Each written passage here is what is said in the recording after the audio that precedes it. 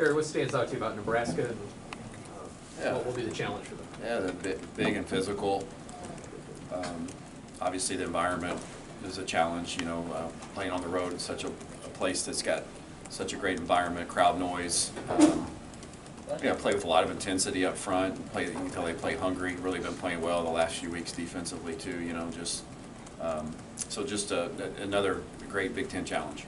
As a follow-up, has there been a change that you've seen with the coach? Yeah, they shifted a little bit. They did. After the Oklahoma game, they shifted, and so we've been focused a little bit more on kind of what they've been playing the last 3 weeks.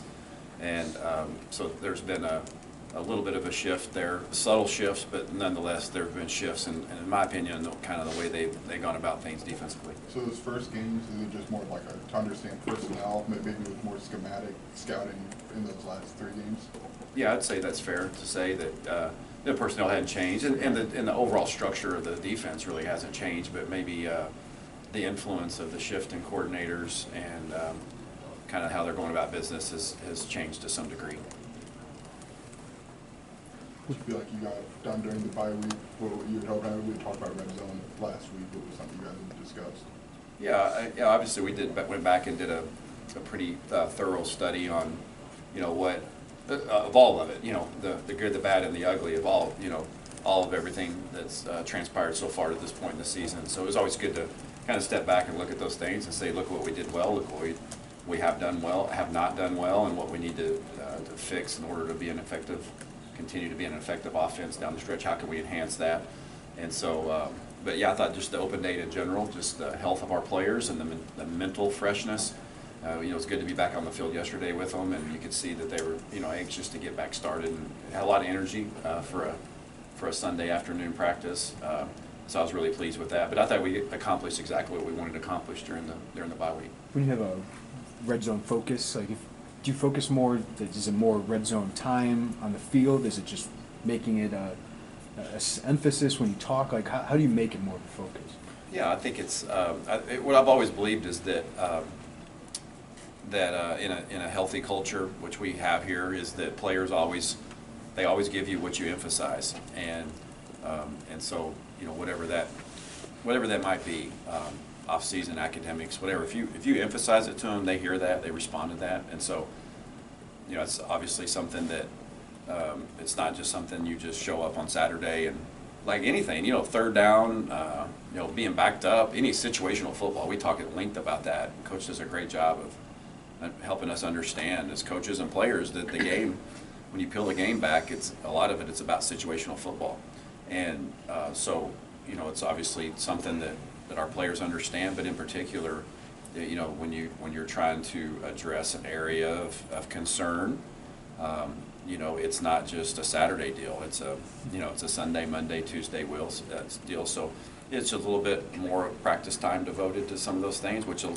kind of happens organically this week because we come out of an open day, so we've had time to even though it's a Tuesday tomorrow, we're a little bit further ahead in our planning than we would normally be on a Tuesday in a quick turnaround game week. So it affords you the opportunity to maybe emphasize a segment more than others. Barry, what are you getting out of your guards, the two junior college kids that you brought in, and what did you think you would get from a development standpoint in year one out of them?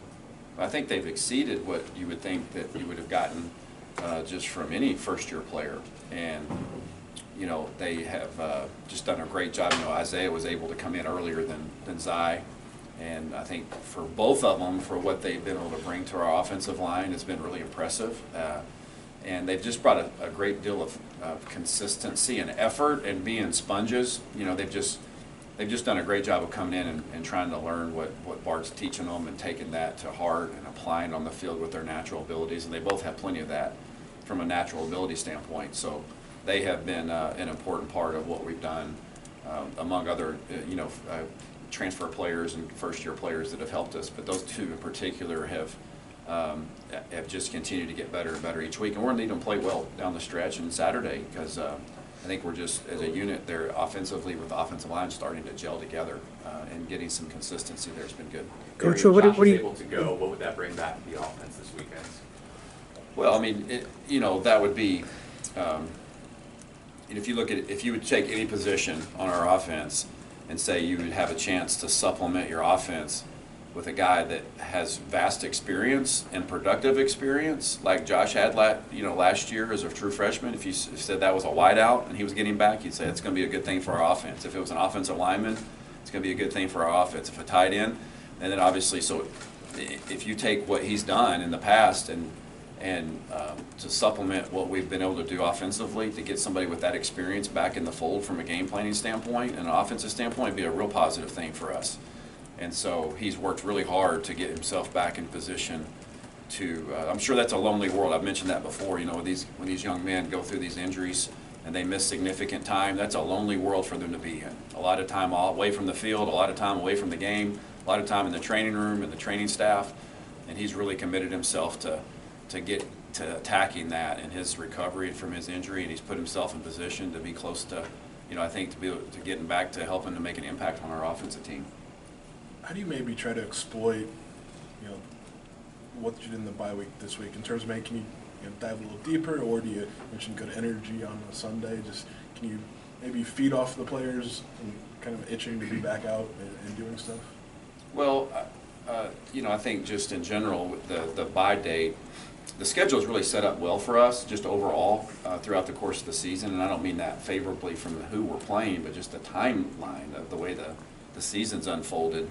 You know, to be able to play a 3 and then a 4 game, and then to play those 3 games back to back to back that we played, you know, in our conference, and to be able to hit the reset button, both to get them refreshed and recharged mentally and physically, I think was huge for us from our team standpoint. Coach has been talking about it for a long time now, and it's unveiled itself in a really nice way for us. And so to be able to take advantage of the momentum that we've had, that we've developed, the way that our players have played over the last several weeks, and combine that with being able to recharge their batteries, I think you saw a real fresh team. And we'll need all of that Saturday to go into Nebraska because they're coming off the same thing, and they're refreshed, and they've got a lot at stake as well. With the line and having new pieces involved, did you guys enter the season thinking it might take a little bit of time to hit that note? Is there a moment or anything that you maybe kind of can recall, either seeing film or in a game where you thought it was starting to, those pieces were coming together? Well, I think, you know, I personally was pretty pleased with where we were at after spring. You know, I didn't really know what to expect coming into it, and because I knew that we had lost a lot of production, a lot of players that had played a lot of games had moved on. And I felt left after the spring, I felt like the offensive line was the strength of our offense leaving the spring practice. Just nobody really asked me that, but in my mind I thought just their consistency and their development was going to be a strength of ours, and that has held true. And you know, but yes, to some degree too, you knew there was going to be some growing pains within games of playing with each other for the first time in a new system, playing side by side with each other. And so I think you've seen you know, their work ethic and the coaching that they've received from Bart and his staff there that has they've just gotten better and better each week, and they're hungry, and they're all eyes and all ears. And you know, we only go as far as they lead us, and they've led us quite well so far at this point, and it's going to continue to get tougher and tougher each week. You know, the more success we've had running the ball, the more attention that brings to trying to defend that and stop it. And so it's going to create more and more challenges that, you know, require that group to lead and play well for us to be successful. Coach, did you go out on the road recruiting last did. week? What kind of reception did you get from the?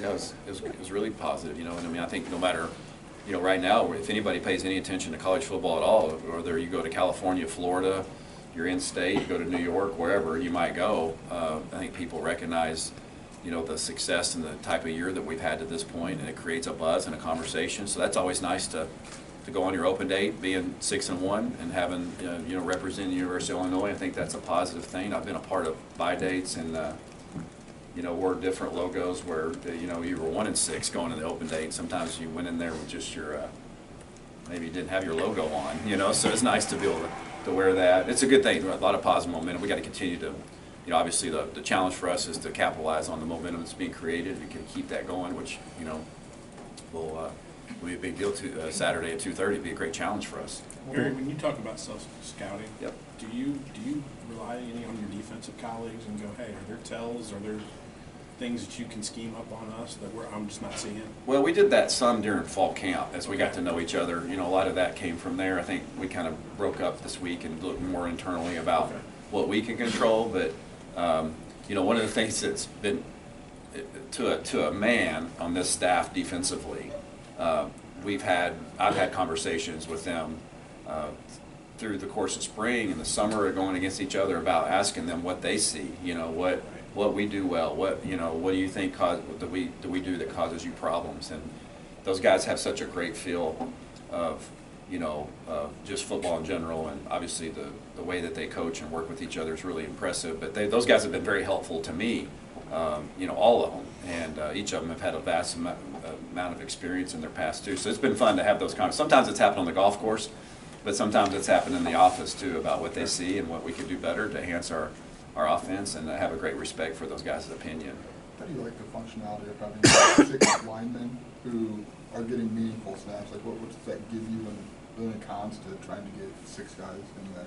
No, I don't think so. I think that the way we've kind of settled in at the right guard position, where Jordan and Zai have kind of shared to some degree. I don't know if it's been 50. It hasn't been 50-50, you know, the rotation. But I think, you know, I think we ran close to 90 plays against Minnesota, and you know, our volume of plays has you know, we play a high number of plays during the course of the game when we're playing well. I think Zai in particular benefits from that 20 to 30 play break, and Jordan's come in and done a nice job. Not that other guys wouldn't benefit, but I think that's helped Zai to continue to get better and better as he takes that break. So I like the rotation, the way it's set, and you know, we've been fortunate to stay healthy there, and it's really kind of been the gist of the rotation at this point, and probably be that way moving forward. Barry, in an ideal world, the offense coordinator comes in, he goes handpicks a quarterback, and this was kind of more of an arranged partnership with you and Tommy. Like, why has this dynamic worked, and why has it been successful? Like, and how has that relationship grown? Yeah, that's a good question, and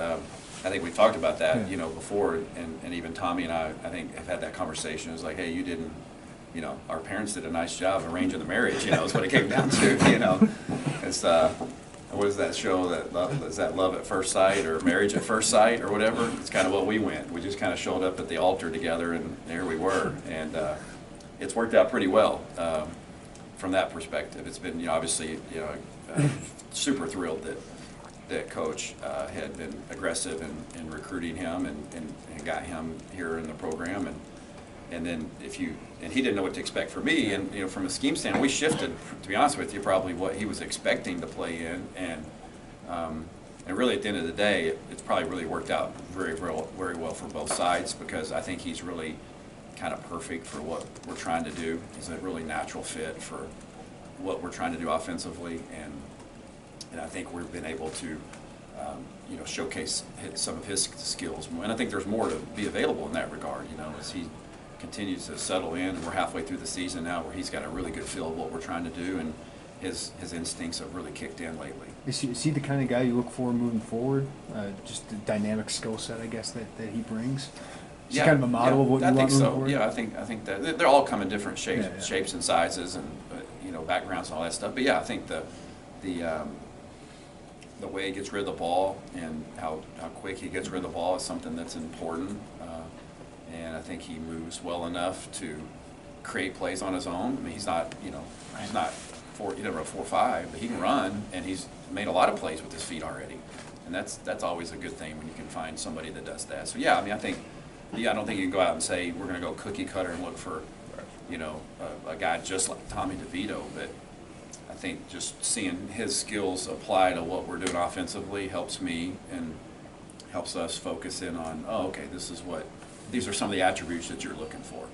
And, you know, I think his greatest attribute is the fact that he's a winner and a competitor. But obviously there's some physical traits that do fit well, and to, you know, being in the shotgun a lot of the times, having a read on a lot of things, and having a lot of things that he can do to get rid of the ball really quickly. I think those are all some of the common denominators that you're looking for. Is there something about the 19-play 9-minute drives that makes it more difficult to punch it in at the end, as opposed to maybe you can get like a chunk play and a couple, or maybe moving it that way? Yeah, I think that's fair to say. I mean, just statistically, just the odds, the more plays you run, the more more things that could happen to inhibit a drive, you know, I mean, a penalty, a loss of the TFL, you know, that's a lot of calls. It's an extraordinary, or it's an extravagant amount of plays really for football in general. I mean, to have that many plays, I mean, it's hard to piece that together to say you're going to have an 18 or 19 play drive and in particular only have 3 points out of it. So, yeah, I think, I mean, you know, we, you know, like a great example, the touchdown we had against Minnesota, the first one, you know, it was maybe an 8 or 9 play drive and we scored from 40 out. I mean, those are, we want to try to score from far. You know, that's one thing that it's a positive thing when you don't have to get down there in the confined field spaces. We like moving the ball and getting down there. So however we got to, you know, however we can get the score, we're going to take it. You know that, but yeah, I think that's one thing that we can improve on is having a chance to score and having create some more chunk yardage plays to where you don't have to rely on, you know, running a 15 or 17 play drive. Now, one of the things about those drives is there's a lot of execution inside of those drives that's required. And we did that at a pretty high level. But when you run that many plays, it's a little bit of a ticking time bomb because it's hard to, you know, it's hard to execute that many plays in a row without having a breakdown. And so, to your point, you know, it's one of the areas that we need to get better at is to maybe create more opportunities, more explosive plays to where you don't have to have as many plays to get down there. Well, good. Good. Thanks, everybody.